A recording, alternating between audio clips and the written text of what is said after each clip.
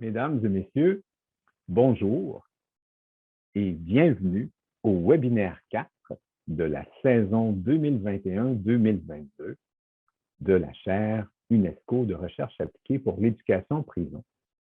Je me nomme Luc Barsalou,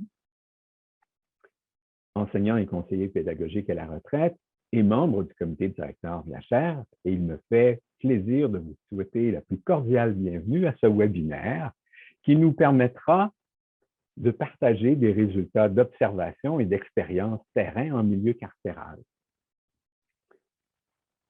à travers des regards croisés sur le parcours d'apprentissage en Suisse et au Québec, au bénéfice des personnes incarcérées qui présentent certains défis, certaines particularités à l'égard du parcours scolaire tel qu'il est imaginé par nos autorités politiques, administratives.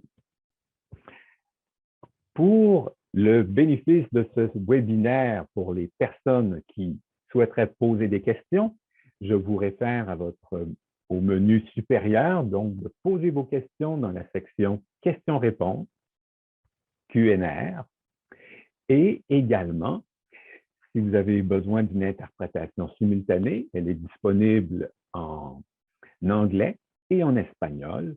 Vous allez sur vos options à la droite, vous cliquez interprétation de la langue et vous choisissez la langue qui vous convient.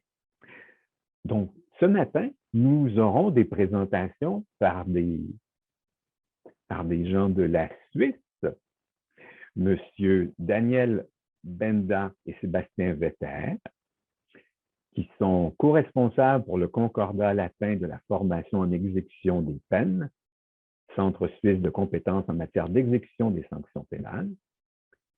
Et nous aurons également des intervenants du Québec, Mme Pascale Lébreux, directrice adjointe du Centre de formation des Patriotes à l'établissement Archambault, et M. André Champagne, orthopédagogue, coordonnateur du FMS à l'établissement Archambault. Alors, je cède la parole à nos invités de la Suisse et je vous souhaite à toutes et à tous un enrichissant et intéressant webinaire.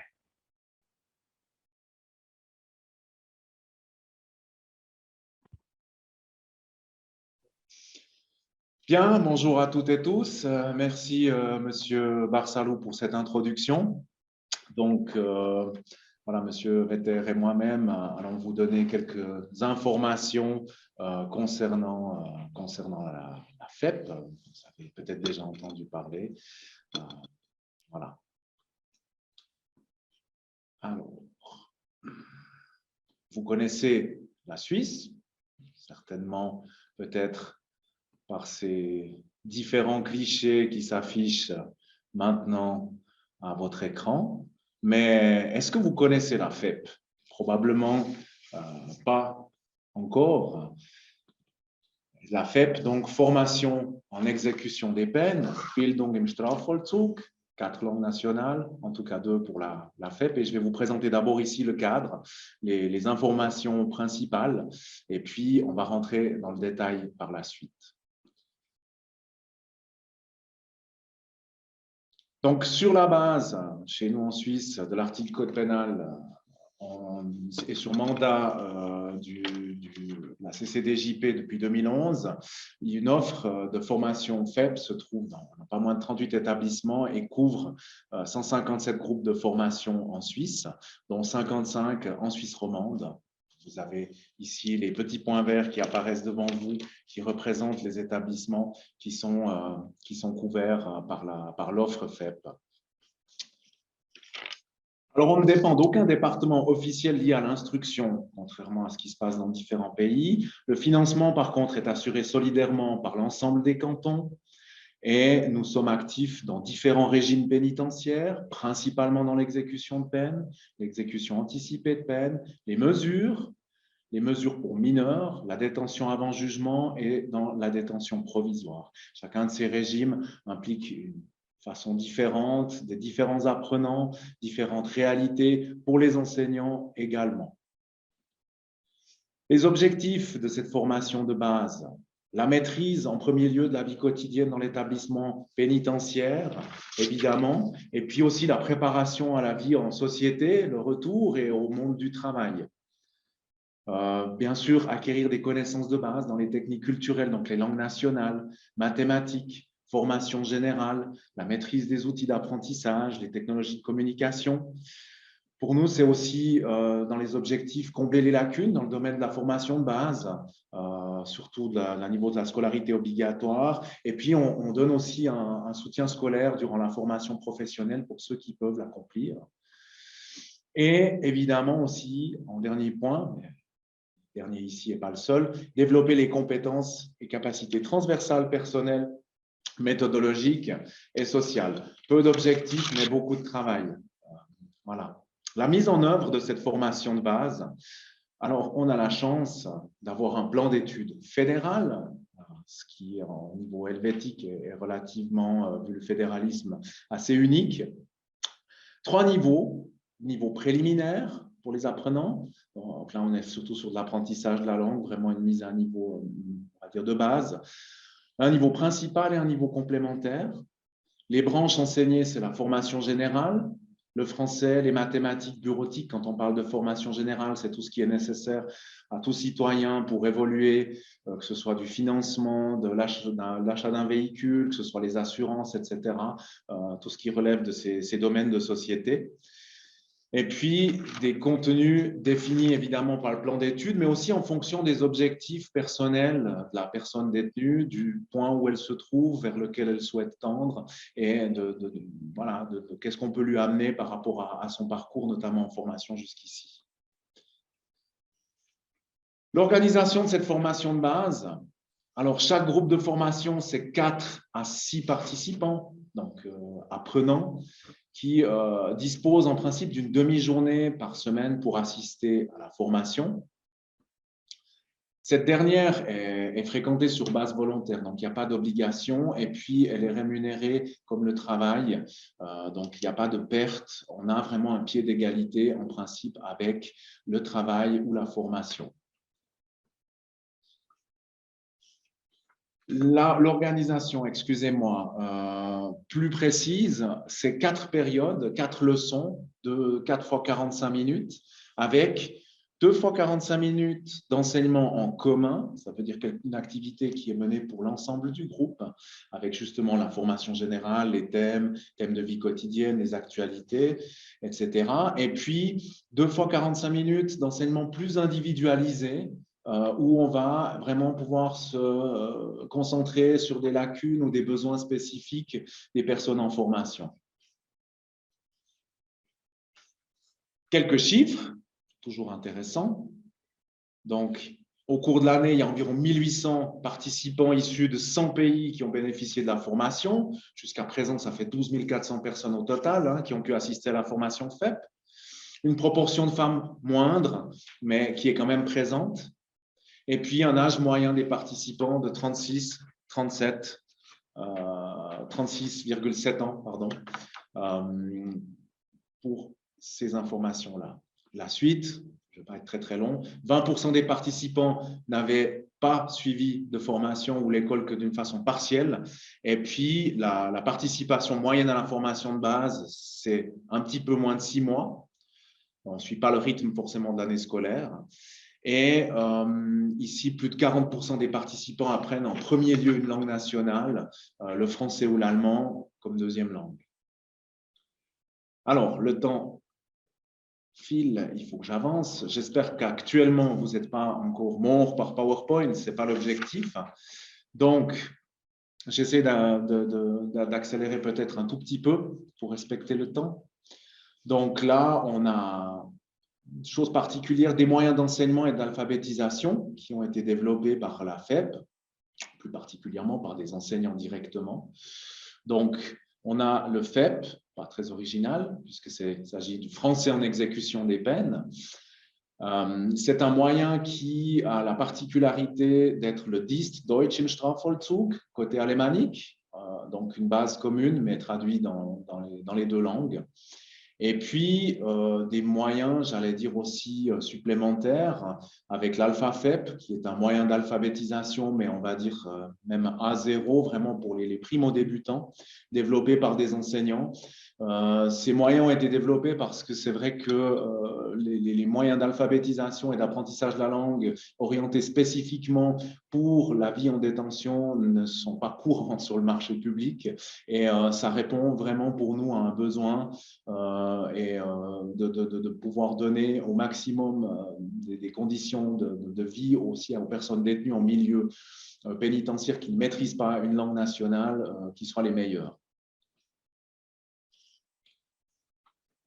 Définition des rôles entre la FEP et l'établissement pénitentiaire, puisqu'il s'agit bien évidemment d'un partenariat. Alors, sans rentrer dans forcément tous les détails, vous avez donc notre fonction ou le service spécialisé FEP, dont dépendent nos enseignants, avec les responsables régionaux qui s'occupent notamment d'engager les enseignants, de les former, d'organiser leur formation continue, d'assurer une qualité par des visites de formation régulières, en tout cas 2 fois par année en principe. Et bien évidemment, 38 établissements sont dispersés sur toute la Suisse, donc il est important qu'on organise aussi régulièrement des journées d'échange, des séances de rencontres entre les enseignants pour qu'ils puissent échanger leurs expériences, mais aussi leur matériel, leur savoir-faire. Il n'y a pas encore en Suisse de formation spécifique d'enseignants pénitentiaires, donc c'est absolument nécessaire de pouvoir amener différents points. En cela, nous sommes aussi soutenus par les établissements qui donnent aussi des informations, qui sont plus là au niveau sécuritaire, notamment avec l'introduction aux règles de sécurité et permettre d'avoir des conditions, notamment au niveau de la salle de formation, qui soient les plus adéquates, etc. On a une solution informatique, puisque c'est vrai que le numérique existe en dehors des établissements pénitentiaires. La volonté de pouvoir préparer les personnes à vivre dans le monde extérieur une fois leur peine terminée implique aussi qu'on se préoccupe de cette situation-là. Cette complexité, elle est, j'imagine, pour tous les acteurs en milieu pénitentiaire, certainement préoccupante à l'heure actuelle. Donc, on a un serveur qui actuellement est présent dans 22 établissements en Suisse. C'est une infrastructure qui est fournie par BEDAG Informatique, donc qui nous permet, entre autres, hormis un matériel renouvelé régulièrement, d'avoir un accès Internet, mais qui est limité. Le point positif, c'est que les demandes d'accès à certains sites sont faites par les enseignants qui vraiment sont au plus proche du public. Et puis, ces demandes sont validées, donc c'est clair que comme tout accès à Internet dans un établissement pénitentiaire, les questions sécuritaires se posent. C'est nécessaire de mettre en place ces procédures-là pour garantir au maximum qu'on puisse avoir un risque zéro. Dans l'absolu et dans l'idéal, ce risque zéro est difficile à atteindre certainement. Mais là, on a vraiment une solution très efficiente. Comment ça fonctionne? Vous avez évidemment, sans rentrer dans des très grands détails techniques, vous avez quelques exemples d'établissements ici raccordés, avec des pare-feux, des lignes dédiées, sécurisées, un serveur qui est à distance et puis différents éléments qui font qu'il n'est pas possible de faire autrement que de fonctionner par ce serveur. On a vraiment ici une sécurisation très élevée. Avec la sécurisation très élevée, toujours le risque aussi de ne pas avoir une satisfaction aussi grande qu'avec un Internet complètement ouvert. Mais encore une fois, on reste en milieu pénitentiaire. Ça nous permet, excusez-moi, ça nous permet notamment quand même d'amener passablement de choses. Ça veut dire Office 2019, l'apprenant se retrouve avec un environnement récent qu'il va rencontrer aussi dans son quotidien lorsqu'il va être libéré. On va se retrouver avec différents programmes, différentes choses qui seront mises en place, en plus d'Internet, en plus de l'accès limité à Internet. Ça, c'est aussi un aspect qui est en principe assez positif. Et puis, de la même manière, il y a, grâce au serveur, l'accès au lecteur V, qui est finalement une plateforme d'échange, un équivalent d'un SharePoint, qui permet à tous les formateurs FEP de déposer un contenu et de le retrouver depuis chez eux, par exemple, et de le retrouver dans l'établissement pénitentiaire afin de pouvoir disposer des supports de cours qu'ils ont préparés, etc. Alors, j'en parlais, le lecteur V, j'ai été un petit peu plus rapide, l'équivalent d'un SharePoint, mais hautement sécurisé, accessible effectivement directement depuis la salle de formation. Alors, c'est vrai que là, plus besoin d'apporter de clé USB, plus besoin non plus de se dire « Ah, mais je ne peux pas passer cette vidéo parce qu'elle est en format MP4, je l'ai chez moi sur mon ordi, comment je l'amène ?» Plus de problématiques de cet ordre-là, puisque là, moyennant une double authentification et une connexion sécurisée, l'enseignant peut préparer ça chez lui et l'ouvrir dans l'établissement pénitentiaire pour dispenser la formation. Sans risque, sans contrainte. Et là, l'objectif, évidemment, c'est de mutualiser aussi nos ressources. Et puis, c'est censé, évidemment, simplifier le travail de l'enseignant. Donc, une solution gagnant-gagnant. Le numérique prend beaucoup de place, on l'a évoqué. On a aussi un projet qui est en cours avec des iPads. Ce n'est pas si simple de faire rentrer des iPads en établissement pénitentiaire. Donc, peut-être quelques mots, c'est vrai, hein, ces appareils tactiles connectés, c'est une tendance actuellement dans l'information, même si on n'a peut-être pas un recul suffisant pour en évaluer vraiment le bénéfice à l'heure actuelle. Néanmoins, on a décidé de se livrer finalement à cette expérimentation avec une réflexion autour de qu'est-ce qu'on peut finalement en tirer et quels sont les avantages par rapport à ça. Donc, on s'est doté de 21 iPads avec chaque fois une valise de 7 iPads, la possibilité évidemment de chargement et de synchronisation. Ils sont livrés par valise. Vous avez donc l'image à votre droite sur la façon dont ils se présentent. On a demandé à pas mal d'institutions externes spécialisées dans la formation, comme les hautes écoles pédagogiques et autres, afin de nous recommander aussi. Là aussi, c'est complexe, il faut des applications offline, et puis, si possible, quand même des applications aussi intéressantes pour la formation d'adultes. Ce qui est peut-être pas si évident que ça sur le marché à trouver. Mais voilà, avec des contraintes sécuritaires, donc de limitation, utilisation uniquement d'AirDrop, un paramétrage vraiment spécifique. Et puis, c'est vrai que cette expérience, elle tend à nous faire penser que le smartphone fait peut-être même encore un peu plus partie de la vie quotidienne de tout un chacun en liberté. Et on aimerait peut-être arriver à essayer d'amener aussi cette réflexion, ce travail autour du smartphone. Donc ça, c'est peut-être dans les projets d'avenir. Aujourd'hui, énormément de choses se font avec et on aimerait pouvoir éviter absolument une fracture numérique auprès de la population incarcérée aujourd'hui. Et pour que ces apprenants puissent se sentir le plus à l'aise, je pense que ça reste pour nous un projet intéressant. On est également actif, plus particulièrement un de nos homologues, Thomas Butrich, actif pour le job shadowing. Vous avez ici un extrait d'une récente visite, d'un récent échange avec l'Espagne. Donc, depuis de nombreuses années, nous visitons effectivement divers pays afin de découvrir d'autres pratiques en matière de formation en milieu pénitentiaire. Toujours très enrichissant de pouvoir comparer qu'est-ce qui se passe chez les autres. Évidemment, c'est un échange, donc des délégations sont également venues découvrir la FEP en Suisse. Et puis, nous sommes toujours intéressés par tout type d'échange de pratiques de cet ordre-là. Donc j'allais dire, nous sommes ouverts pour des contacts aussi en ce sens-là. N'hésitez pas à vous adresser à nous si nous ne prenons pas contact avec vous d'ici là. Dans les projets pour l'avenir, beaucoup de choses. La digitalisation qui est clairement présente, la formation duale avec notamment l'enseignement de la culture générale, l'ouverture à d'autres besoins de formation. Il y en a énormément. Après, notre situation, elle est aussi ce qu'elle est, ne dépendant d'aucun département directement. C'est plus complexe en termes de ressources. On ne peut pas tout offrir pour l'instant. Mais créer aussi des liens, ouvrir des portes, permettre des certifications, etc., sont des choses qui sont en devenir et qui nous animent. Donc, voilà, vous connaissez tous ces clichés sur la Suisse. Et peut-être maintenant, vous connaissez aussi un peu plus l'INFEP. J'espère qu'on vous a aussi donné envie de vous y intéresser. Donc, voilà, je peux juste vous recommander, peut-être par le lien que peut-être M. Barsalou pourra faire suivre, un magnifique film réalisé pour l'occasion du Forum de la détention 2021 sur la formation dans l'exécution des peines, en FEP.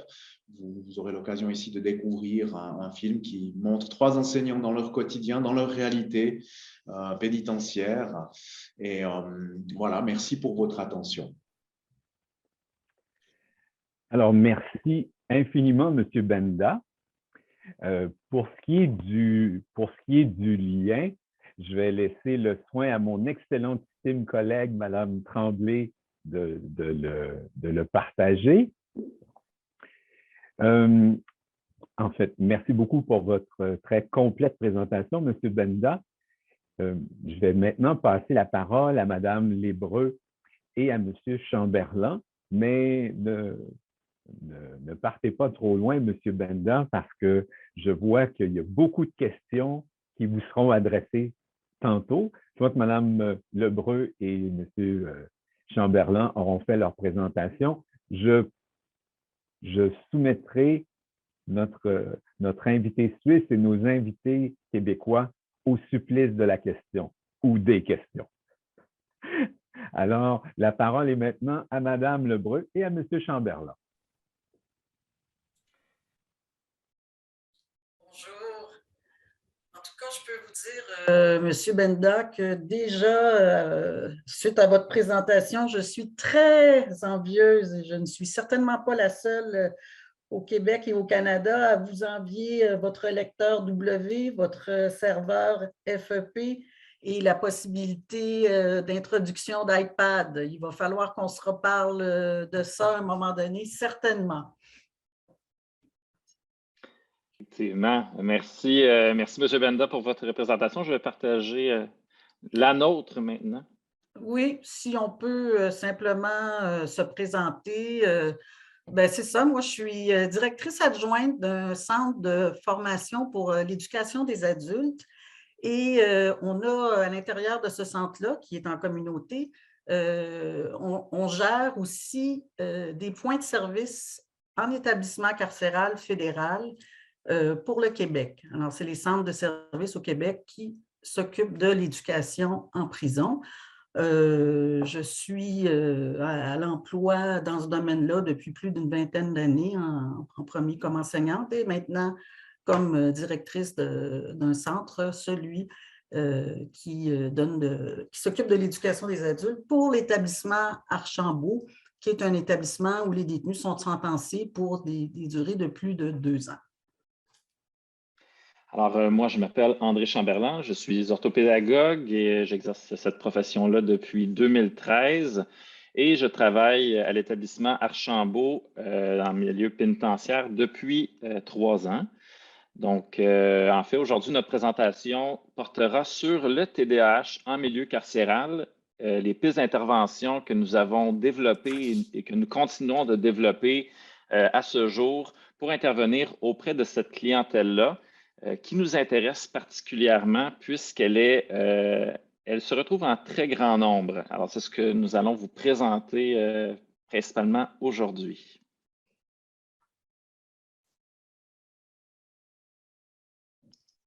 La prochaine diapo. Ben, on dit qu'environ un détenu sur 4 présente un TDAH, soit environ 7 fois plus que la population totale au niveau de la prévalence. Et déjà, en 2010, le Service correctionnel Canada disait les TDAH sont observés chez les détenus du SCC à des taux qui dépassent ceux enregistrés dans la collectivité. Les niveaux élevés de TDAH présentent des défis pour le SCC sur le plan de la gestion du comportement en établissement et au niveau des résultats, au niveau de la remise en liberté, c'est-à-dire des gens qui ont plus tendance à récidiver. Pour nous aussi, dans nos écoles, en milieu carcéral, au fédéral, les détenus sont appelés à augmenter leur scolarité durant leur incarcération. Il y a 7 facteurs criminogènes sur lesquels ils doivent travailler et augmenter l'éducation et l'employabilité sont 2 des facteurs essentiels. Évidemment, le portrait de nos écoles au fil des ans a changé et avec cette surreprésentation du TDAH, nous avons dû faire des améliorations à nos services et offrir des opportunités pour que les détenus puissent rester à l'école, augmenter leur scolarité le plus possible durant leur incarcération. Mais à ça, il a fallu qu'on revoie complètement notre modèle d'intervention. C'est ce qu'on va vous présenter rapidement aujourd'hui. Alors d'abord, qu'est-ce que le TDAH? Alors d'abord, le TDAH, pour ceux qui ne le savent pas, c'est le trouble du déficit de l'attention avec ou sans hyperactivité. Alors, comment est-ce qu'il se caractérise, ce trouble-là? En fait, c'est d'abord un trouble neurodéveloppemental, donc dans le développement du cerveau. 5 à 8 des enfants présentent ce trouble-là dans la population en général et ce trouble-là va persister jusqu'à 4 de la population adulte. Alors, cette statistique-là, dans le fond, prise dans son ensemble, peut ne pas être très alarmante, mais lorsqu'on la recontextualise en milieu carcéral, on voit qu'elle a un immense impact, particulièrement dans les classes que nous avons, puisque nous recevons en fait des détenus qui n'ont pas terminé leur secondaire 5, qui sont donc des décrocheurs, et on voit que la proportion d'élèves qui ont un TDAH, donc qui sont détenus, qui sont des décrocheurs, elle est très élevée. Il faut donc modifier notre façon d'enseigner auprès de ces élèves-là. Il faut se dire aussi que le TDAH, dans le fond, présente des symptômes dès l'enfance. Ces symptômes-là, bon, le déficit d'attention, des difficultés à porter l'attention sur diverses tâches de la vie quotidienne. La résistance aux stimuli distracteurs, elle est très faible. On a aussi des enfants qui ont de la difficulté à contenir leurs mouvements, qui ont de la difficulté à réguler leur comportement ou leurs émotions. C'est aussi un diagnostic qui est assez complexe à établir. On a remarqué une tendance dans les dernières années au Québec où il y avait un surdiagnostic de ce trouble-là. Parce que, dans le fond, le fait d'avoir un TDAH, d'avoir ce diagnostic-là dans notre service scolaire, offre plus de services aux élèves qui ont le diagnostic. Alors, on va avoir de l'aide individualisée qui va être plus offerte dans nos systèmes d'école primaire et secondaire. Pendant un certain temps, on a eu plus de diagnostics. Il faut comprendre qu'un vrai diagnostic de TDAH, et surtout à l'âge adulte, est assez complexe à établir parce qu'il y a beaucoup de comorbidités, donc plusieurs autres troubles qui ressemblent au TDAH ou qui ressemblent à d'autres troubles. Puis là, on ne sait plus trop sur quel pied danser. Ça prend vraiment un médecin qui est spécialisé, un neuropsychologue, un psychiatre pour bien diagnostiquer ce trouble-là. On peut observer chez les détenus qui ont un TDAH beaucoup d'anxiété, des troubles de l'humeur, des troubles d'apprentissage aussi. Mais est-ce qu'ils ont vraiment un TDAH? Pas nécessairement. Mais il faut dire que quand même, comme je vous disais, la proportion est assez importante chez notre clientèle, dans le fond, carcérale. Ce qu'il faut noter aussi, selon, dans le fond, après les recherches qui ont été faites, que nous avons faites au cours des dernières années, en colligeant différentes recherches à travers le monde, il y a 2 statistiques qui nous intéressent plus particulièrement chez les détenus qui ont un TDAH. Alors, comparativement à la population adulte, les détenus qui ont un TDAH ont 2 à 3 fois plus de chances de présenter un trouble de la personnalité antisociale.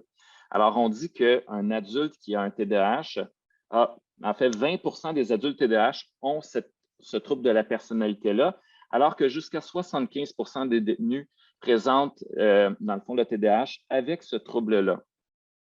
Donc, c'est quand même important. Puis, le trouble de la personnalité antisociale, en fait, les comportements associés à ce trouble-là mènent souvent en prison, dans un milieu pénitentiaire. Et on a enfin une statistique qui est très importante pour nous, c'est l'idée du décrochage scolaire. Donc, quand un détenu arrive chez nous et qu'il a un TDAH, bien, en fait, il a 75 de chances d'avoir décroché dans son parcours scolaire, donc ne pas avoir terminé ses études secondaires, donc comparativement à 27 Donc, disons que cette clientèle-là, les détenus qui ont un TDAH, sont beaucoup plus à risque d'avoir des difficultés d'intégration dans la société s'ils ne sont pas abordés et traités avec ce trouble-là.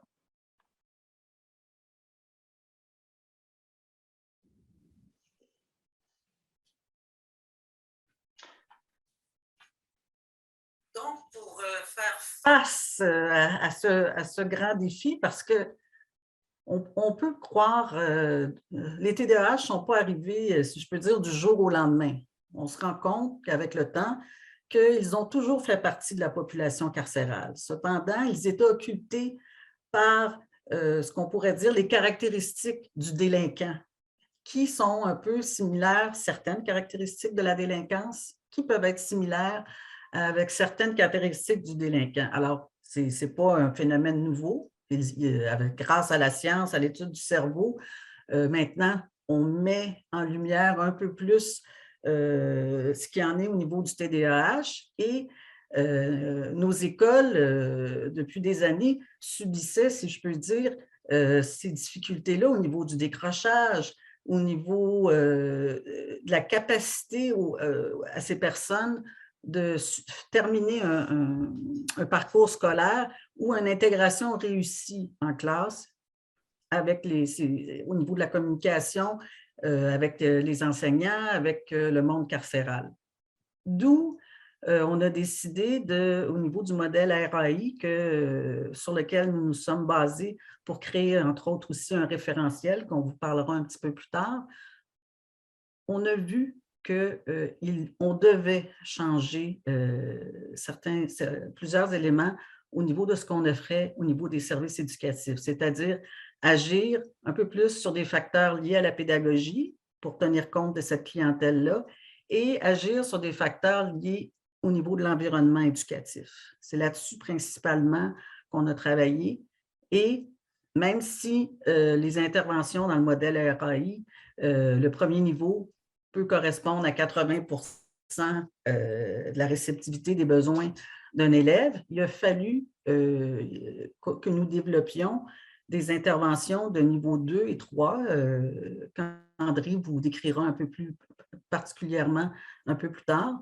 Mais ceci a été, selon nous, garant d'une meilleure intégration et qui rend possible pour les détenus le fait de finaliser leur parcours scolaire en milieu carcéral, donc une meilleure réceptivité à l'éducation. Je te laisse la parole. Oui, dans le fond, c'est par rapport au développement de nos services. Donc, peut-être que tu peux parler, vu que tu es la co-autrice de ce référentiel-là, Pascal. Oui, oui, c'est vrai. Au niveau, ce que nous avons fait à l'époque, c'est écrire un référentiel d'intervention visant à soutenir les élèves à besoins particuliers. À la fin de notre présentation, il y aura un lien qui le rend disponible où on parle de tous les troubles d'apprentissage en général qu'on peut retrouver au niveau à l'âge adulte. Évidemment, ça ne se guérit pas nécessairement après l'enfance. Plusieurs troubles vont rester. Donc, là-dessus, il y a différents exercices, façons pédagogiques d'intervenir, etc., etc. Et une section aussi sur le TDAH. Donc, ça, c'est un des premiers éléments qu'on a bâti pour rendre nos services plus adaptés. Après ça, suite à ça, on a eu aussi la possibilité de créer des liens parce que dans un pénitencier, il y a le service de psychologie, il y a différents services qui sont là et de créer des liens avec ces services-là afin de faire remonter, si je peux dire, l'information très pertinente que nous pouvions collecter à l'école sur les comportements, les agissements de la personne, dans le but, évidemment, à ce qu'un suivi où un dépistage plus avancé soit possible. Voilà, c'est là qu'on a mis la possibilité, on collabore dans le fond avec les différents départements et avec l'embauche à notre centre d'un orthopédagogue qui s'occupe d'un dépistage de premier niveau. Il vous parlera tout à l'heure de l'ASRS. On utilise la version courte qui est aussi bonne que la version longue et qui donne vraiment déjà des bonnes pistes de base à savoir si la personne, parce qu'on a beaucoup de détenus maintenant jeunes qui nous arrivent déjà d'emblée en disant « Je suis TDAH à l'école, ça ne s'est pas bien passé, j'ai décroché au niveau de la 9e année. » Ça, c'est le portrait classique que nous avons. J'ai déjà pris une médication ou non, mes parents ne voulaient pas que je prenne de médication. Maintenant, je suis obligée de venir à l'école. Pourrais-je avoir une médication? Est-ce que le trouble a disparu? Alors, tout ce questionnement-là est maintenant repris en charge. On a aussi décidé de colliger pour notre centre particulièrement chacun des cas pour avoir une idée en termes de nombre. Et on verra plus tard que le nombre de personnes aux prises avec des troubles d'apprentissage et le TDAH ressemble à pas mal à ce qui est diagnostiqué, si je peux dire, à l'international. Après, ben c'est ça, après 6 mois de collecte de données, ben voilà, on confirme l'hypothèse qu'il y a vraiment une surreprésentation du TDAH. On arrive à 34% maintenant seulement dans notre centre. À l'international, il y a des chiffres qui frôlent le 40%. Alors, on est à peu près au niveau statistique, ben, c'est ça, c'est représentatif. Aussi, cet aspect-là où on va colliger ces données-là, ben, va permettre aux détenus, quand il va être transféré dans d'autres établissements à l'intérieur du Canada, de rendre qu'il y ait des écrits qui soient là, possible pour les enseignants ou les psychologues ou tous les intervenants qui pourront aller voir les interventions qui ont été faites, les aménagements qui ont été faits et qui, pour ces aménagements-là, pourront servir tant au niveau des programmes correctionnels ou au niveau d'aider ces personnes-là en rapport à leur libération conditionnelle. Voilà. Alors, les interventions qu'on fait, nous, à l'école, en parallèle, justement, en réponse à cette surreprésentation du TDAH-là chez notre clientèle, d'abord, lorsqu'ils arrivent, on a développé une formule depuis mon embauche, dans le fond, en 2019, où chaque élève, quand ils arrivent à l'école, on fait un dépistage sommaire des troubles d'apprentissage. On lui demande à l'élève est-ce qu'il y a des difficultés en écriture, en lecture, en mathématiques, en calcul? On note ça, on l'inscrit, comme on le disait un petit peu plus tôt, dans le système informatique où tous les détenus, dans le fond, toutes les informations concernant les détenus qui ont fréquenté nos services sont partagées à travers le Canada. On présente, dès l'arrivée de l'élève, les services d'orthopédagogie qui sont disponibles aux élèves. Donc, maintenant qu'on a justement ce service-là dans nos établissements, à Sainte-Anne-des-Plaines et puis à Laval, dans le fond, on peut offrir un service un petit peu plus spécialisé à ces élèves-là pour les aider à réussir à l'école. On leur présente aussi des services d'orientation professionnelle, des services de suivi de formation scolaire lorsqu'ils quitteront le pénitencier et s'ils ont, dans le fond, entamé une formation scolaire qui doivent la continuer. On a aussi des professionnels qui peuvent les accompagner dans la transition vers un nouvel établissement scolaire. On offre aussi des cours qui sont simples et qui sont offerts à tous les détenus lors de leur arrivée pour leur permettre de vivre une première réussite éducative. Ça aussi, ça fait partie de nos préoccupations puisque nos élèves sont des décrocheurs dans un très fort pourcentage, comme on le voyait au début. Donc, c'est important pour nous de créer une première réussite, de bâtir une certaine confiance en soi pour permettre à ces élèves-là de réintégrer la formation scolaire. En classe, les interventions qu'on met en place, d'abord, nous avons 2 petites classes. qui permettent un meilleur suivi puis un développement d'une relation plus de proximité entre l'enseignant et l'élève, développer une relation de confiance. Le temps de classe est aussi, un temps de classe écourté est aussi offert aux besoins aux élèves. Donc ça, c'est un autre aménagement qu'on a pu mettre en place dans les dernières années afin de permettre aux élèves qui avaient des difficultés d'attention de ne pas être contraints à rester très longtemps en classe dans des périodes qui excéderaient leur capacité d'attention déjà plus limitée, toujours dans le but de leur faire vivre des réussites.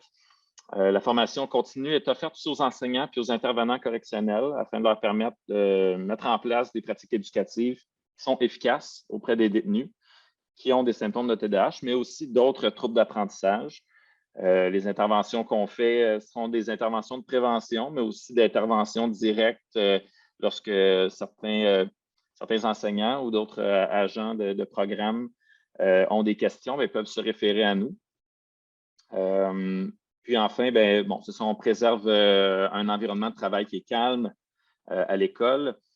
Et les premiers cahiers d'apprentissage sont révisés et épurés au besoin. Moi, quand je suis arrivé, il y avait certains cahiers qui ça faisait longtemps qui n'avaient pas été révisés, qui ne tenaient pas compte de la clientèle qu'on avait, de grands textes, peu de lecture autonome. Il faut dire aussi que, contrairement à nos homologues de la Suisse, on n'a pas accès à autant de ressources informatiques qui nous permettraient d'avoir peut-être des contenus plus imagés ou plus interactifs. Donc, tout se passe sur le papier. Donc, il faut penser bien comme il faut au contenu qu'on présente pour intéresser l'élève, puis l'amener à persévérer et à faire des apprentissages durables.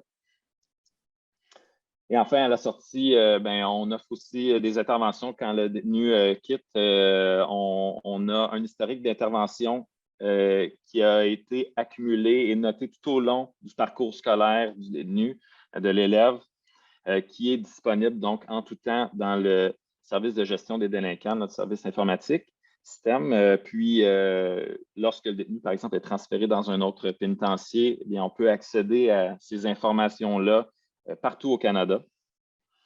On célèbre aussi les élèves finissants lors d'une cérémonie de remise de diplôme. Donc, ça aussi, c'est un moment important pour souligner les réussites de nos élèves. Puis, comme je le disais un petit peu plus tôt, on offre un suivi de la formation scolaire à l'extérieur. Donc, si le détenu est libéré et qu'il désire poursuivre sa formation dans un établissement régulier, on lui offre un accompagnement en ce sens-là. Alors, on a parlé du modèle de la réponse à l'intervention un peu plus tôt en pyramide. Ce modèle-là, en fait, a été choisi parce qu'il fait partie dans les études mondiales qui ont été menées, principalement celle de Hattie, qui est une ressource incontournable, une recherche incontournable en éducation sur les facteurs menant à une réussite éducative basée sur des données probantes. Le modèle RAI est très efficace. Donc, c'est une des raisons qui nous a poussé à porter notre choix vers ça. Donc, ce qu'on veut amener, c'est que les interventions de base qui sont données dans les classes de nos pénitenciers répondent aux besoins de 80% de nos élèves. En fait, que l'intervention qui est donnée réponde directement, sans enseignement plus poussé, individualisé ou spécialisé. Alors, les élèves qui réussissent à intégrer la matière. La façon que ça fonctionne, lorsque le détenu est appelé, dans le fond, à suivre des cours à l'école, il y a une évaluation initiale d'abord qui est faite lorsqu'il arrive au pénitencier. Puis, on va regarder son dossier scolaire. On va voir s'il a atteint le secondaire 5 d'abord. S'il a atteint un secondaire 5, on ne lui demandera même pas d'aller à l'école. Ça ne fera pas partie de son plan correctionnel. Donc, ces détenus-là, on ne les verra même pas. Mais ceux qui n'ont pas atteint un secondaire 5, ils doivent s'impliquer dans un parcours scolaire pour, dans le fond, améliorer disons, lorsqu'ils vont se présenter aux libérations, aux libérations à la fin de leur sentence, pour présenter le meilleur dossier possible. Le fait d'aller à l'école est un point important et majeur au plan de leur libération. Alors, nous, ce qu'on a mis en place comme structure de base pour l'ensemble de nos élèves, ce qui est toujours présent, c'est que d'abord, la direction d'école rencontre chacun des détenus, puis elle va référer cet élève-là, selon son besoin éducatif, aux enseignants qui sont les enseignants, dans le fond, de français ou de mathématiques ou de langue seconde, qui, eux, adoptent une certaine flexibilité pédagogique avec les moyens qu'ils ont. Mais le problème, c'est que quand les détenus présentaient des difficultés d'apprentissage avant l'arrivée, dans le fond, avant mon arrivée ou avant l'établissement du référentiel, ben, le détenu souvent quittait simplement, puis s'en allait travailler parce que dans le fond, comme nos homologues de la Suisse, l'école et le travail, on peut choisir là, en tant que détenu une des deux avenues sans être pénalisé financièrement. Donc, c'est vu comme un travail, l'école. Donc, tout simplement, le détenu quittait, puis parce qu'il présentait des difficultés d'apprentissage et son parcours scolaire déjà avait été difficile, donc il ne continuait pas à s'engager dans cette démarche-là. Ça nous a alertés, puis on s'est dit faudrait avoir une structure un petit peu plus intensive, d'où le niveau 2 et le niveau 3 qu'on a mis en place depuis les 3 dernières années pour accompagner nos élèves, entre autres TDAH, en majorité TDAH, qui ont des difficultés d'apprentissage et qui sont à haut risque de redécrocher. Alors, la transition vers le deuxième niveau, c'est ce qui a changé, en fait. Donc, avec la venue de l'orthopédagogue et le référentiel, dans le fond des interventions, il y a eu un retour de la communication qui s'est fait vers l'agent de libération conditionnelle qu'on voit à gauche, qui, lui, s'occupe du dossier du détenu, qui apprend à ce moment-là, quand j'embarque dans le dossier, que l'élève a besoin de soutien supplémentaire. Évidemment, la direction est mise au courant. Moi, ce que je fais, c'est que je rencontre chacun des détenus indépendamment, puis je vais vérifier dans le fond, analyser leurs besoins, prendre le temps de bien connaître leur histoire scolaire, noter tout ça, puis ensuite parler aux enseignants qui auront ces élèves-là pour leur fournir des stratégies. Je fournis des stratégies aux enseignants, je fournis des stratégies aussi aux élèves, puis comme on le disait un petit peu plus tôt, bien, la majorité de ces élèves-là, leur besoin n'est pas un besoin de dyslexie, un trouble d'apprentissage plus standard. C'est vraiment le TDAH qui est la grande problématique qui ressort la plupart du temps. Alors, les interventions que je fais, d'abord, je vais créer un plan d'intervention académique pour tous les élèves que je rencontre. Je vais faire passer l'ASRS, qui est un test d'autodépistage du TDAH que tous les adultes peuvent passer, peu importe leurs compétences, simplement pour vérifier s'ils présentent des traits selon le DSM-5 du TDAH. S'ils présentent des symptômes, eh bien, on va faire un référencement au service de psychologie. Puis, dans certains cas, certains détenus avaient une médication simplement avant de rentrer au pénitencier, mais cette médication-là n'a pas été reconduite.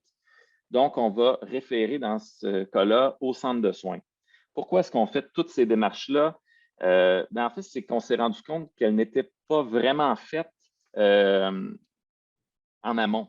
Avant que l'élève rentre à l'école, il y a un certain dépistage des troubles de santé mentale qui est fait, mais c'est fait plus sur une base volontaire, la déclaration de ces troubles de santé mentale-là par le détenu.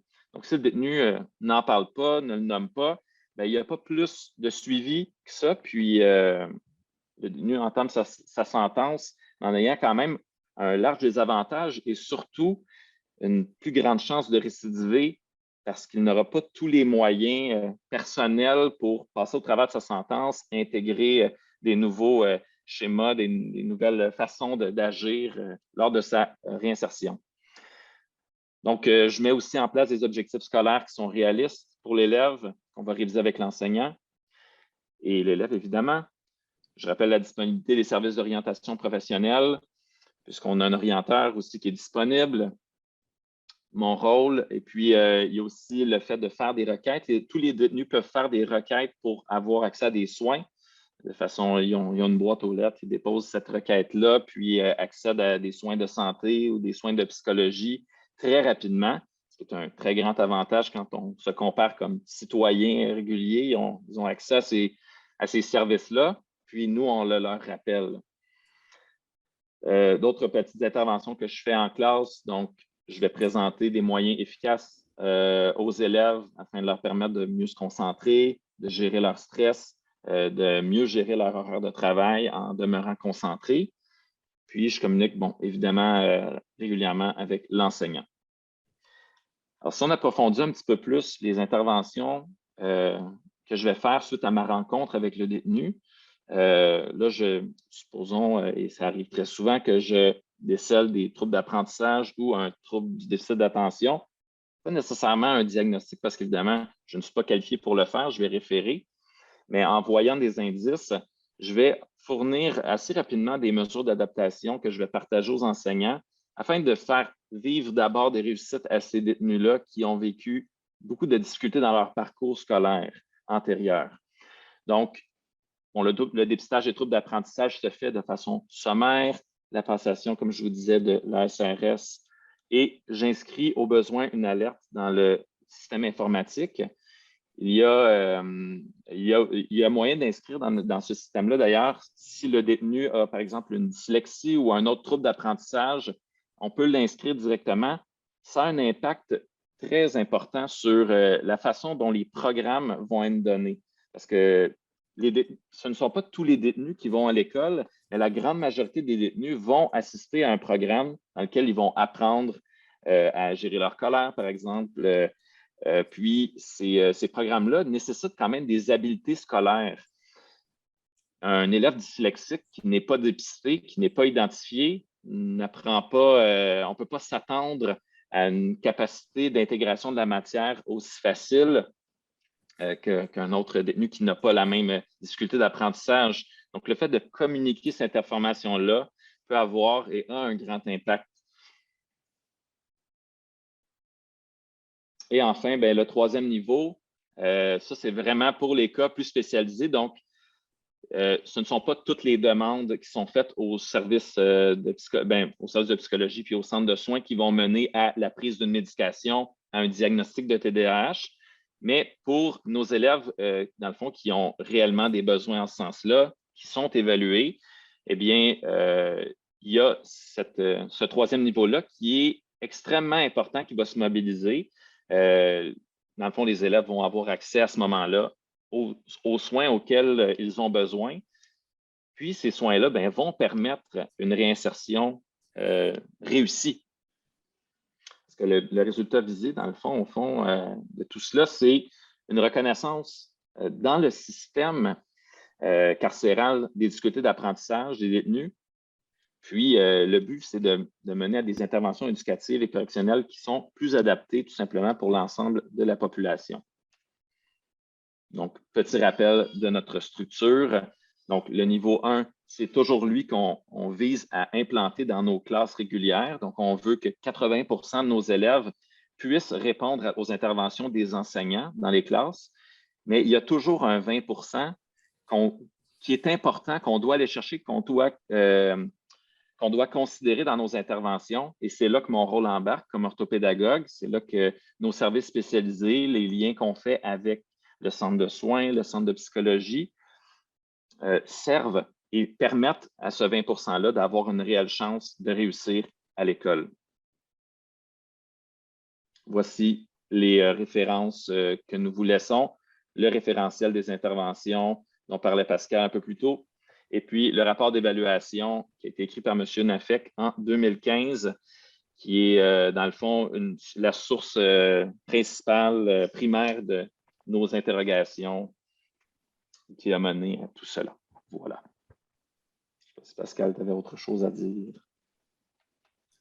Je pense qu'on rentre pas mal dans les temps, mais tout ça pour vous dire qu'on constate vraiment qu'il y a une amélioration de l'expérience scolaire pour ces élèves-là Et on voit beaucoup de gens qui viennent chez nous compléter des préalables pour par la suite intégrer des formations lorsqu'ils sont libérés au niveau du DEP, un diplôme professionnel au niveau de la construction ou dans différents métiers. On n'avait pas la satisfaction de voir ça aussi souvent auparavant. Alors, avec une prise de médication, diagnostic, apprentissage de stratégie, et comme je vous dis, une expérience scolaire meilleure, ces adultes-là, on leur donne le goût de poursuivre vers un métier qui va leur permettre de rester à l'extérieur. Voilà. Alors, bonjour. Merci, Madame Lebreu. Merci, Monsieur Chamberlain.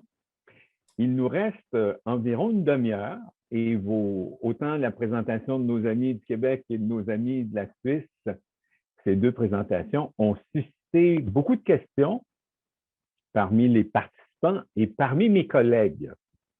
Alors, je vais vous relayer un peu en rafale différentes questions. Alors, ma première question s'adresse à M. Benda. Et elle origine sans doute d'un participant du Québec. Comment le grand public perçoit-il l'éducation en prison en Suisse? Est-ce que c'est perçu comme un droit ou comme un privilège? Alors, c'est une question qui va faire, j'allais dire, probablement débat et qui le ferait certainement du moment où il serait amené de façon plus ouverte sur la place publique, non que ce soit inconnu, mais c'est pas forcément quand les enseignants, par exemple, qui postulent chez nous sont surpris. Ah, mais ça existe, il y a des enseignants en milieu pénitentiaire. Donc, et pas seulement pour les enseignants, pour le public. Et j'allais dire, on a toute forme d'appréciation et d'orientation politique qui apprécieront cela de façon plus ou moins diverse. Alors, c'est vrai que la majorité va voir cela comme effectivement une solution qui va permettre de limiter la récidive et quelque chose de fantastique. Et pour une partie, mais j'imagine que ce n'est pas propre à la Suisse, qui va dire, mais enfin, pourquoi dépensons-nous l'argent public pour tous ces gens-là? Est-ce qu'ils en ont besoin? Ils ont quand même commis quelque chose voilà, qui les a menés à un état d'incarcération. J'allais dire, c'est vraiment c'est difficile de me prononcer dans cette posture, sachant que nous, on est convaincus de notre mission, évidemment. Moi, je travaille également dans le public et je me suis dit, mais tiens, quelle curiosité.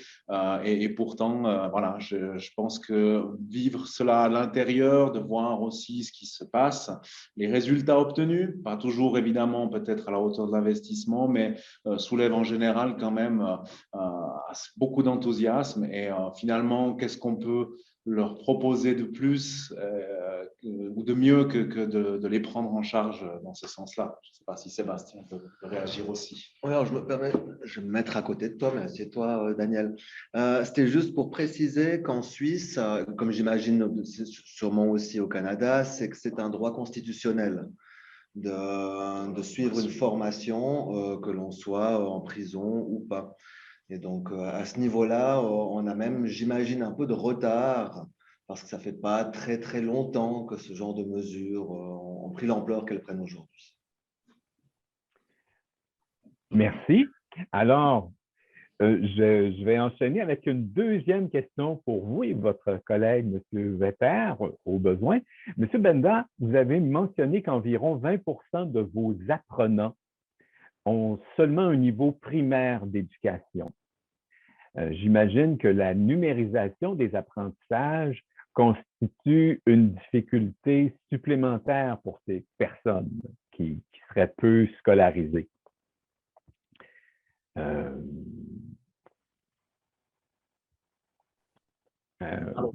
Comment envisagez-vous de relever ce défi-là? Voilà, oui. Alors peut-être pour ce sujet-là, il faut savoir qu'on est actuellement sur un travail qui vise au développement de l'apprentissage des moyens numériques en milieu carcéral. On a une volonté d'aller davantage vers une approche par situation. Ça veut dire ne pas aller faire travailler sur du Excel pour faire du Excel ou sur du Word pour faire du Word, mais plutôt en partant de situations de la vie de tous les jours dans lesquelles on est obligé d'utiliser l'outil numérique, d'apporter à ce moment-là, dans un apprentissage plus global, c'est la manipulation de ces outils. Ce qu'on a pu remarquer dans des établissements ouverts ou semi-ouverts, où les détenus ont accès à leur propre smartphone, à leur propre tablette, à leur propre ordinateur, ils savent très bien utiliser leur smartphone. Par contre, au niveau des ordinateurs, ils ont de la peine avec un clavier. C'est ce qui justifie notamment le projet iPad et le projet smartphone dont Daniel vous a fait mention tout à l'heure. Merci. Alors, ma prochaine question, on va donner un peu de repos à nos amis suisses. Elle va se diriger à nos amis du Québec. Alors, à Mme Lebreu et à M. Chamberlain. Vous avez mentionné dans votre présentation les incidences particulières du TDAH pour les personnes incarcérées. Et une question de l'assistance se demandait comment vous interprétiez le lien entre le haut niveau de TDAH et la détention. Est-ce que vous avez des hypothèses à ce sujet-là? Donc, si je réinterprète ma compréhension de la question, y aurait-il un lien avec, le fait de souffrir d'un TDAH et un risque accru d'incarcération? Veux-tu que je parle, Pascal? Oui, il y en a un lien, vraiment, oui, André, je vais te laisser en faire la démonstration, mais on pourra, si vous êtes intéressé par ce sujet-là, vous faire parvenir d'autres éléments qu'on a préparés qui expliquent, dans le fond, sous forme d'iceberg, la face cachée du TDAH et de la délinquance. Mais je laisse André répondre brièvement. Je pourrais partager une diapositive, peut-être juste une image que je pourrais vous partager qui illustre dans le fond l'incidence d'un TDAH qui n'est pas traité ni diagnostiqué à diverses difficultés encourues dans la vie. Et l'incarcération, en fait, on a fait des choix, évidemment, dans la présentation qu'on vous a offerte aujourd'hui, mais une personne qui a un diagnostic de TDAH qui n'est pas traité, ça, c'est bien important de le spécifier parce que un TDAH traité, c'est autre chose. Mais quand le TDAH n'est pas traité, pas diagnostiqué, un adulte a 13 fois plus de chances d'être incarcéré qu'une personne normale. 13 fois plus. Alors, effectivement, les recherches, on a fait beaucoup de recherches dans les dernières années pour bien appuyer ce qu'on vous présentait là, puis le modèle, mais c'est assez effarant les liens, effectivement, qui existent.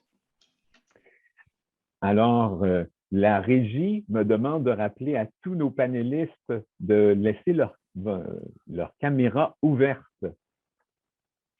pour la suite des questions. Alors, merci de votre réponse, M. Chamberlain. J'en ai une autre. En fait, je vais vous en poser deux en rafale. D'une part, ce que vous faites dans les établissements suppose une mobilisation des équipes de gestion. Et quand on parle de TDAH, il y a évidemment l'accès à la médication. Alors, comment ces aspects-là, autant au niveau de la mobilisation des équipes de gestion qu'au niveau de garantir l'accès à la médication bien adaptée, comment ça se vit dans les établissements? Peux-tu en parler un peu, André? Parce qu'on a un grand historique sur ce sujet. Oui, c'est ça. Je vais commencer, tu compléteras, Pascal. Oui. C'est sûr que quand je suis arrivé, il y a quand même le rapport à la médication et les détenus, c'est sûr que je pense que dans n'importe quel établissement carcéral, c'est un point d'interrogation, c'est un point de discorde, disons. On ne veut pas offrir de médication aux détenus, principalement à cause du trafic potentiel qu'il peut y avoir de cette médication-là. Donc, il y a eu beaucoup d'éducation, beaucoup de communication nécessaire entre nous, l'école, et puis les services de soins de santé. Il y avait même un neuropsychologue qui travaillait, qui ne savait même pas qu'on existait, l'école. L'existence même de l'école était quelque chose qui n'était pas nécessairement clair pour tous les acteurs du service correctionnel, parce qu'il faut dire que nous sommes, dans le fond, des contractuels d'une commission scolaire qui, elle, fait partie donc de la structure du service correctionnel. Mais il y a eu beaucoup d'éducation, beaucoup de discussions à faire et ça a pris du temps. Je vous dirais que le changement principal, on a commencé à le voir seulement cette année par des courriels qui étaient envoyés par la chef des soins de psychologie qui sont offerts dans notre pénitencier où on voyait là, une plus grande ouverture à discuter de ces cas-là, de dépister le TDAH.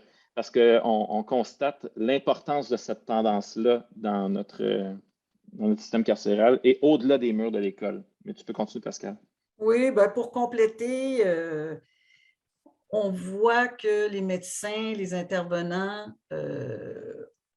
ont moins de crainte à prescrire certaines nouvelles molécules qui font qu'elles ne sont pas intéressantes pour faire du trafic. OK? Et aussi, ces détenus-là ont le droit de recevoir pour ce trouble-là une médication qui, en fin de compte, s'ils sont moins impulsifs, s'ils ont moins de troubles d'objection, va permettre dans les rangées ou dans les secteurs de vie de la prison de faire baisser la pression entre eux. Ça va réguler un peu les comportements. Évidemment, on ne sait pas qu'on veut prôner que tous les détenus doivent être médiqués, mais ces gens-là qui sont souvent explosifs parce qu'ils ont d'autres diagnostics et d'autres enjeux, d'avoir accès à une médication, en fin de compte, c'est positif et ça, le système est en train de le comprendre. Au même titre que les gens qui sont héroïnomanes ou qui ont des troubles au niveau de l'alcoolisme, le Suboxone et la méthadone est prescrite et autorisée en milieu carcéral. Il y a beaucoup de détenus qui sont inscrits à ces deux médicaments-là et qui ont le droit, qui ont revendiqué le droit d'en avoir. Bien, ça devient la même chose pour le TDAH. Et en plus, bien, comme je vous dis, les nouvelles molécules ne sont pas du tout addictives. C'est moins une drogue, si je peux dire ça ainsi, de substitution que le Suboxone et la méthadone. Absolument. Puis, dans le fond, c'est l'évolution, je vais juste terminer par ce petit point-là, mais l'évolution de la science nous permet justement de créer des molécules qui sont moins traficables, comme disait Mme Lebreu. Puis, c'est ça. Je pense que la discussion qu'on a établie, qu'on a commencé il y a quelques années, entraîne un changement de culture présentement. Effectivement, comme le Suboxone était probablement quelque chose qui n'était pas nécessairement implanté il y a quelques années, c'est devenu plus normal. Donc, traiter une condition qui a autant de répercussions dans la vie d'un adulte que le TDAH, ben, ça va devenir quelque chose d'essentiel pour viser une réelle réinsertion.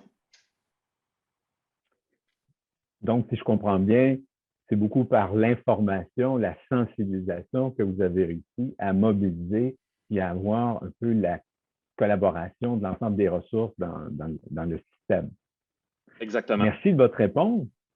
Alors, parlant de système, je me tourne maintenant vers nos invités de la Suisse. Je vais utiliser mon privilège de modérateur pour poser une question systémique. Alors, ma question, c'est, en fait, comment les formations que vous offrez sont-elles reconnues ou parviennent-elles à être reconnues dans le réseau officiel de l'éducation ou dans les réseaux officiels de l'éducation, une fois que les personnes incarcérées sont de retour dans leur communauté?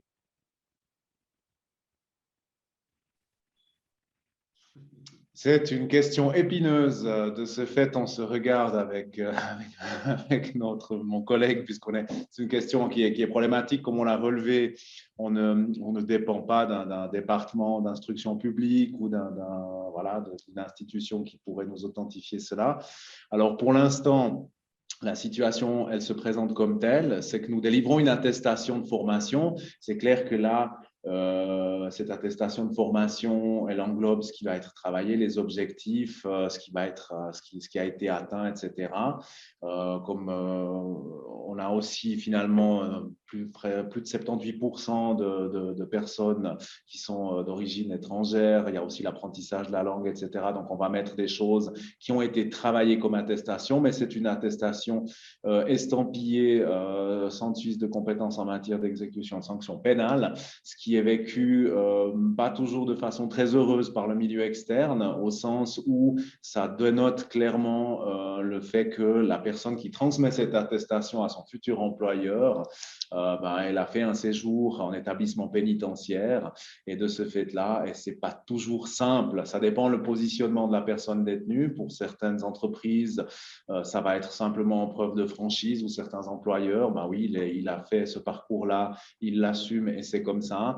Et pour d'autres, malheureusement, elles vont mettre cette attestation pour l'instant, on va dire, sous le manteau, parce que c'est pas forcément valorisant dans leur curriculum vitae. Et là, on est actuellement, ça c'est un de nos multiples projets, en recherche de partenariat ou de reconnaissance, parce que sur nos plans d'études, sur ce qui est fait, on est tout à fait dans la cible, mais en revanche, on n'est pas pour l'instant habilité à avoir une reconnaissance 1 sur 1 direct dans cette situation-là.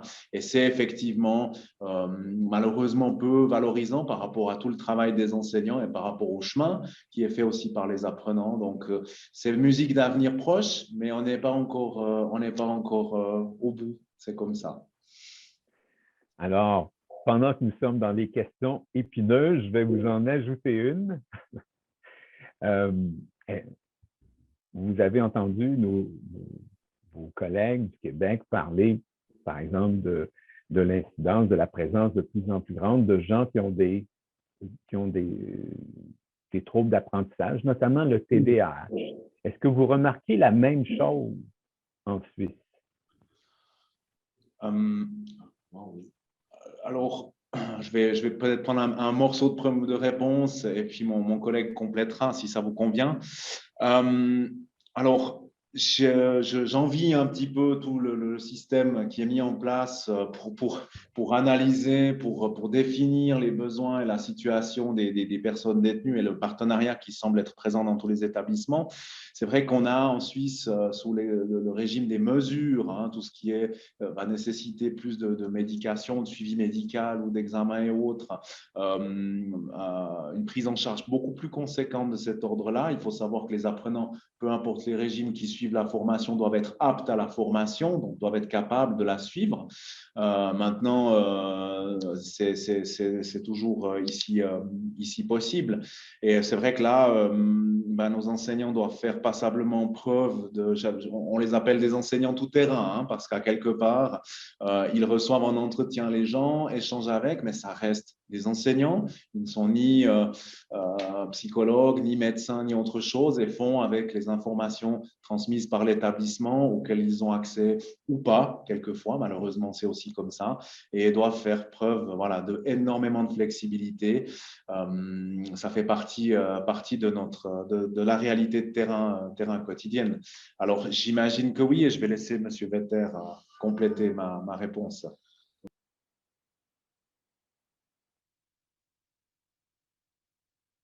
Ça marche avec ton parleur. Ah, tu vas faire comme ça. C'est bon. Ok. Alors, je m'entends avec des échos. Pour avoir également enseigné en milieu carcéral, j'ai pu me rendre compte, j'attends juste qu'il coupe l'eau-parleur. C'est bon, tu y arrives. Voilà. C'est bon. Je peux effectivement confirmer. Alors, on n'a pas de chiffres, on n'a pas fait d'études en la matière. On fait régulièrement, nous, en tant que responsables régionaux, des visites en établissement. On échange beaucoup avec les enseignants qu'on accompagne. Moi-même, j'ai eu le privilège de pouvoir enseigner également au milieu carcéral et sans avoir de chiffres, je peux effectivement confirmer qu'en comparaison avec le public que moi j'ai ou que Daniel a en centre de formation professionnelle, parce qu'on travaille également en dehors du milieu pénitentiaire, la proportion d'élèves qui ont différents troubles d'apprentissage, que ce soit des dysques, que ce soit des TDAH, que ce soit des TSA et consorts, semble, en tout cas, nous apparaît être plus important en milieu carcéral que dans l'école publique, on va dire ça comme ça, dans l'école professionnelle. On a des enseignants, on a également la chance d'avoir un panel d'enseignants assez large qui viennent avec des problématiques qui sont traitées lors des journées d'échange. Il y a des réflexions qui sont menées ensemble pour échanger des outils, pour comment agir dans telle situation. Et donc ça, c'est assez riche, vu qu'on a des enseignants qui viennent du milieu de l'enseignement spécialisé, par exemple. Ce qui est intéressant également, c'est on a beaucoup d'établissements avec des publics différents. On peut avoir un établissement protégé avec des personnes qui sont également incarcérées avec des troubles d'ordre psychique. On a d'autres, là on est en train de faire une sorte on a un groupe d'essai avec des adolescents. On en a qui sont en attente de jugement, d'autres en exécution de peine. Et donc, ça implique également des manières de fonctionner différentes, des manières d'enseigner différentes. Et les échanges qu'on provoque entre nos groupes d'enseignants, c'est une cinquantaine, je pense, entre la Romandie et la Suisse allemande, nous permettent finalement de s'enrichir régulièrement. Donc, on n'a pas la chance d'avoir toutes les mesures qui ont été mises en place chez vous au Canada. C'est peut-être quelque chose, peut-être une musique d'avenir.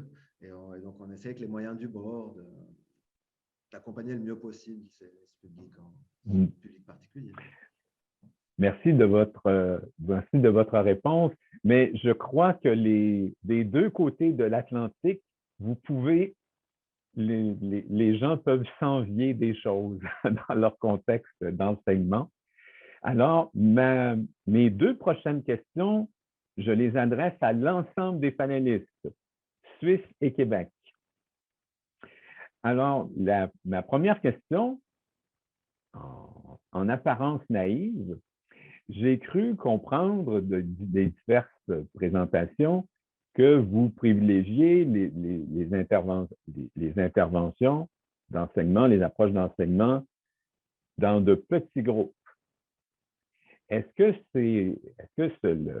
ce ratio-là entre les enseignants et les apprenants, ça vous apparaît comme un facteur de succès?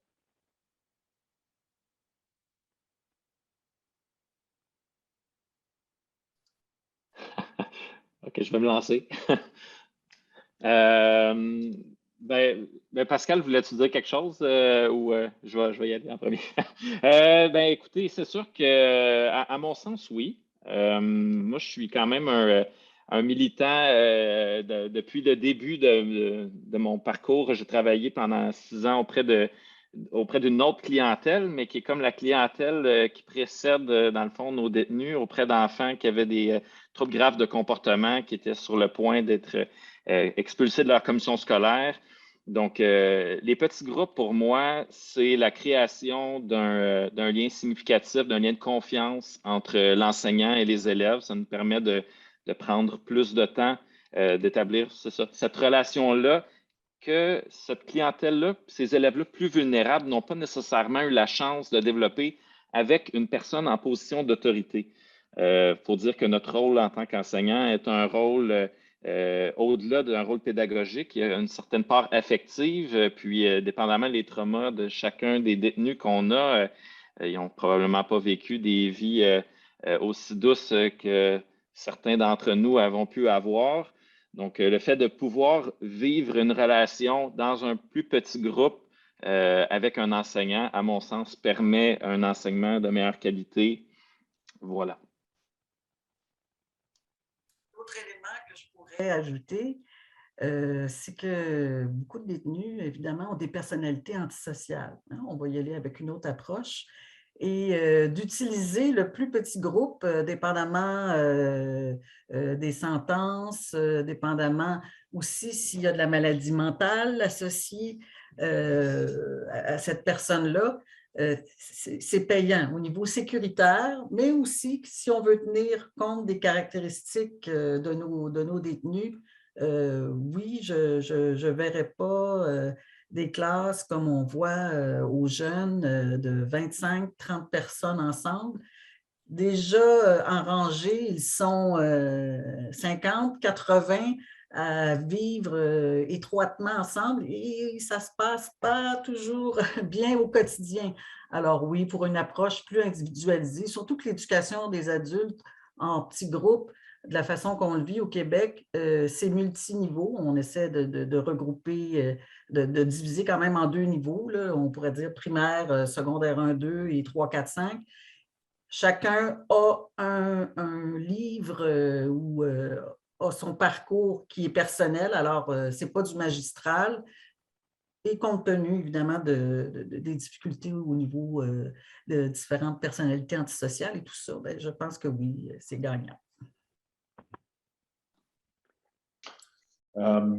Peut-être je me permets de prendre la suite. Alors, déjà, de façon très, très concrète, la formation en établissement pénitentiaire en Suisse, on a dû et on doit encore se faire notre place. C'est pas chose toujours facile parce que ben voilà, il y a aussi des vues beaucoup plus sécuritaires. Donc on est arrivé et on a demandé voilà, d'avoir une salle de formation pour pouvoir faire des cours, etc. Et je vous cache pas que dans certains établissements, je pense qu'ils ont fait le tour des placards à balais et autres, le lieu où on aurait pu aménager un petit espace quand même possible pour voilà, créer et on mobilise finalement aussi des gens qui normalement ont une obligation de travail. Ça nous est arrivé aussi de dire mais enfin vous nous prenez des gens qui devraient être à la cuisine ou qui devraient être à la blanchisserie maintenant et puis ils doivent venir à la formation. Enfin voilà, donc c'est toute une négociation. Et il y a des effectifs qui sont bien voilà, rodés dans chaque secteur et qui sont nécessaires. Après, il y a aussi une exigence, et là c'est aussi cohérent, sécuritaire imposée par les établissements. Là, chaque canton a un petit peu ses pratiques. Je dirais que normalement, on ne dépasse pas les 4.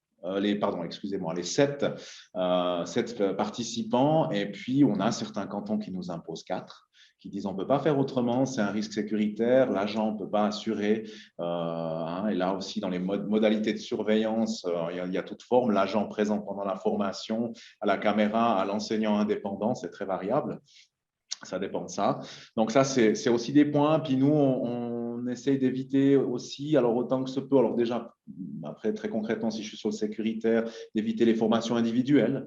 Ça, ce n'est pas forcément recommandé, mais c'est surtout pas recommandé pour nous de notre côté pour des questions pédagogiques, apprendre au contact des autres, ce lien social, c'est absolument essentiel, de recréer, d'être capable d'entendre la vie de l'autre, qu'il n'est pas forcément d'accord, etc. Dans les groupes de formation, la vie en société, c'est avec les autres.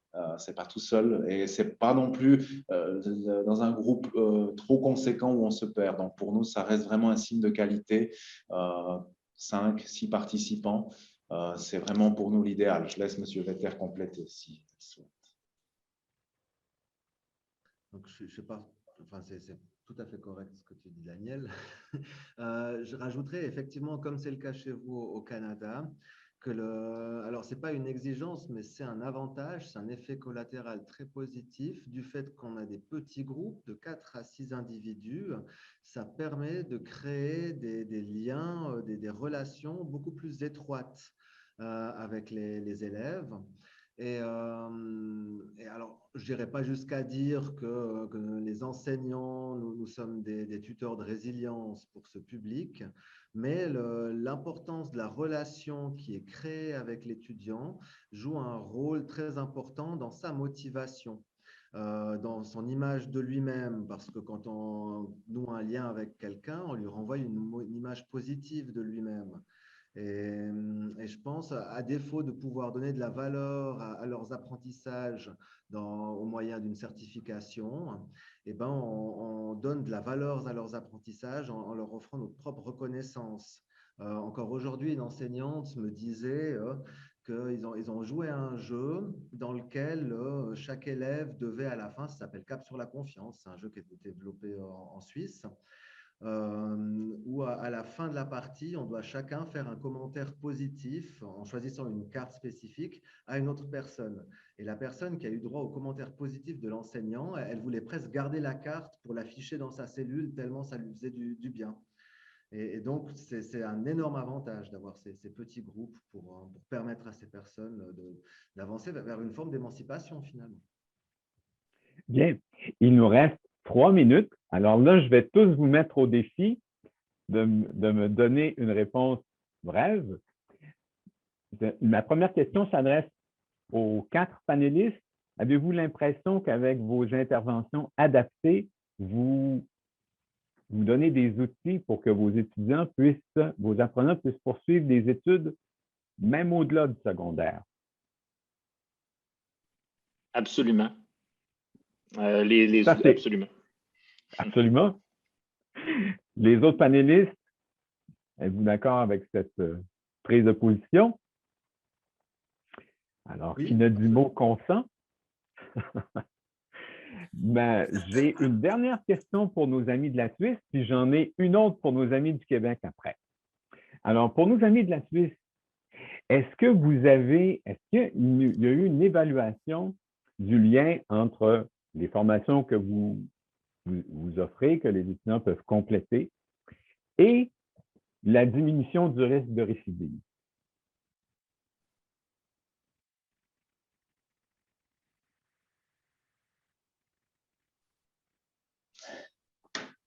Alors, Sébastien me regarde avec curiosité. Alors, est-ce qu'on a, si j'ai bien résumé, si je comprends bien la question, une étude qui démontrerait que notre formation permet de diminuer la récidive? Mais il n'y a pas d'évaluation, à mon sens. Il y a cette confiance et cette croyance en notre mission et en l'être humain et en sa capacité par l'apprentissage d'être quelqu'un de meilleur. Et je crois que on peut que espérer. On n'a pas cette chance d'avoir un suivi en dehors où ils pourraient terminer leur formation, etc. Mais je crois que les passages qu'ils font auprès des personnes montrent déjà, c'est un premier lien, on recrée un lien avec apprendre, être ensemble, se former. C'est souvent quelque chose qui est déjà, ils arrivent, c'est des cassés de l'école, moi j'appelle ça comme ça. Et ce fait de reprendre confiance un peu en soi, de redonner une dynamique, ce plaisir, pour moi, c'est déjà un signe. Est-ce qu'on peut garantir que tous les étudiants dans l'école publique mènent de grandes études et arrivent à leur fin? Je ne crois pas. On n'aura donc pas cette prétention-là aujourd'hui, ni une étude qui peut le certifier, mais je pense qu'ils garderont en tout cas de leur séjour certainement plein de choses positives et dont j'espère leur passage au cours fait. Merci. Alors, la dernière question de ce webinaire s'adresse à nos amis du Québec. Étant donné que, Mme Lebreu, vous avez un peu réagi devant ce à quoi les Suisses ont accès en termes de plateforme numérique, je me demandais, j'avais le goût de vous demander, ainsi qu'à votre collègue, vous savez que je suis taquin, Mme Lebreu, comment l'intégration des outils numériques et de l'Internet pour améliorer l'offre de formation? Écoutez, actuellement, on a des outils avec des logiciels pour la sécurité qui datent d'à peu près 20 ans. Okay? Et je fais partie d'un comité avec d'autres personnes du monde carcéral et des instances pénitentiaires et de la sécurité informatique du pénitencier afin de trouver des solutions pour faire arriver les gens à l'école du 21e siècle. On travaille fort là-dessus et c'est évident pour l'apprentissage d'une langue seconde, d'avoir ce type d'outil-là, c'est très important. On a des gens qui sont sentencés depuis 20 ans. Quand ils vont sortir à l'extérieur, ils n'ont jamais touché un ordinateur, un téléphone portable. Je voyais que la Suisse, la liste des logiciels d'apprentissage au niveau informatique, TapTouche, qui est des choses essentielles de base, Word, Excel, nous les avons, ces quelques logiciels-là. Les versions datent d'il y a à peu près 20 ans. Bon, au moins, on a cette base-là, mais on sait maintenant que tout ce qui est en ligne, tout ce qui permet de faire un enseignement explicite, de faire de la recherche sur le web, nos formations demandent beaucoup du jour au lendemain de faire des recherches. Tout ça, bien, on sait que tout ça maintenant, c'est plus dans les almanachs, c'est plus dans les encyclopédies, il n'y en a plus d'encyclopédies. Tout est sur le web. Alors oui, c'est certain que ça ouvre un horizon incommensurable et on a hâte d'y arriver. En tout cas, comme vous disiez tout à l'heure, on a à apprendre et à échanger certainement avec la Suisse à ces niveaux-là, de part et d'autre. Je voulais peut-être juste mettre une petite perspective, mais il y a certains détenus que ça fait une vingtaine d'années qu'ils sont incarcérés. Donc, imaginez la, la surprise à la sortie. Hein? Donc, aucun accès à Internet pendant 20 ans. Et voilà, entre 2002 et 2022, la différence. On n'a pas besoin de trop détailler. Alors, Madame et Messieurs les panélistes, merci beaucoup de vos réponses. Merci beaucoup de vos excellentes présentations qui concourent encore une fois dans le cadre de cette série de webinaires de nous faire prendre conscience que la communauté des personnes qui interviennent pour l'éducation en prison, elle est vaste et les gens ne sont pas seuls et ils ont des choses à partager et nous pouvons apprendre les uns des autres et se sentir confortés dans cette magnifique entreprise. Alors, je vous souhaite une agréable suite de journée et j'invite tous nos participants peut-être à assister au prochain webinaire organisé par la chaire UNESCO de recherche appliquée pour l'éducation en prison, qui aura lieu le 13 avril et qui portera sur le programme STEP. Alors, sur ce, bonne journée et au plaisir. Merci beaucoup. Merci. Merci.